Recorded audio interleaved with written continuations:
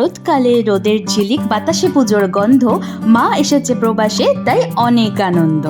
নমস্কার বন্ধুরা, আমি দেবলীনা নরওয়ে থেকে কাম অ্যান্ড ক্রেজি জোয়ার চ্যানেলে তোমাদের জানাই সুস্বাগতম আরও একটা নতুন ভিডিওতে।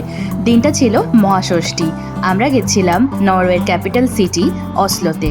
সকলকে জানাই শারদীয়ার অনেক শুভেচ্ছা। সকলের পুজো নিশ্চয়ই খুব ভালো কাটছে, আর ভালো কাটুক। আমরাও খুব এনজয় করছি। বাড়ির জন্য যদিও একটু মন খারাপ করছে, কিন্তু এটা আমাদের প্রবাসে নতুন অভিজ্ঞতা।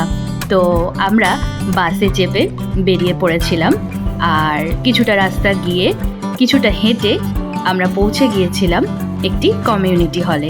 কমিউনিটি হল ওখানে ভাড়া নিয়ে পুজো করা হয়। যারা বাঙালি কমিউনিটি আছে, তো খুব অল্প সংখ্যক বাঙালি লোকজন যারা থাকে তারাই মেনলি পুজোটা করে। তো এখানে তো ওরকম চাঁদা নেওয়া হয় না, তো ওই মেম্বারশিপ, রেজিস্ট্রেশন, কিছু স্পন্সরশিপ থাকে, তো সেই দিয়ে পুজোটা হয়। আর যে মাতৃপ্রতিমা, সেই মাতৃপ্রতিমা কলকাতা থেকে নিয়ে যাওয়া হয়েছে। বহু বছর ধরে এখানে পুজো হচ্ছে।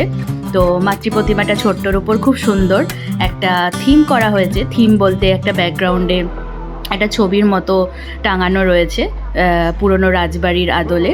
তো এখানে তো আর অতটাও অ্যারেঞ্জমেন্ট করা পসিবল না, তবুও এখানে দেখলাম ফার্স্ট টাইম ওনারা যথেষ্টই অ্যারেঞ্জমেন্ট করেছে। দেখলাম অঙ্কন প্রতিযোগিতা হয়েছে বাচ্চাদের, বাচ্চারা এদিক ওদিক ছুটোছুটি করে মজা করছে। কিছু দিদিরা রান্না করছে, কিছু দিদিরা পুজোর জোগাড় করছে, কিছু দাদারা এখানে নাম এন্ট্রি করছে। তো আমরাও যেহেতু প্রথমবার গেছি, তাই আমাদেরও নাম এন্ট্রি করে নিয়েছে। তারপর ওনাদের সাথে আমরা বেশ কিছুক্ষণ গল্প করে অবশ্যই কয়েকটা সুন্দর সুন্দর ফটো তুলে ভক্তি ভরে প্রণাম সেরে আমরা বেরিয়ে পড়ি বাকি দিনটুকু ঘোরার জন্য।